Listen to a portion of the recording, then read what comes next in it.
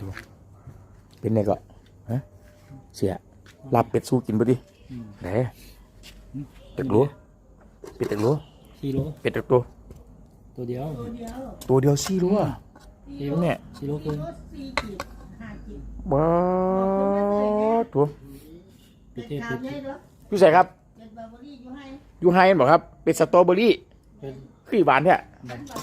บาร์เบอรี่อ๋อเนี่ยว่าสตรอเบอรี่บาร์เบอรี่บู๊ยสุดยอดเลยเปิดไฟในเบิ้งดูครับละเอียดดีหลายเด้อ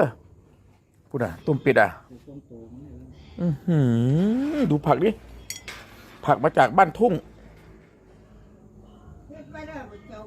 โอ้โหเป็ด4 โล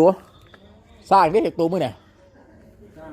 ฮะประมาณ5-6 ตัวโอ้โถบอยูบอยูนบ่ส่วนสัตว์ด้วยเนี่ย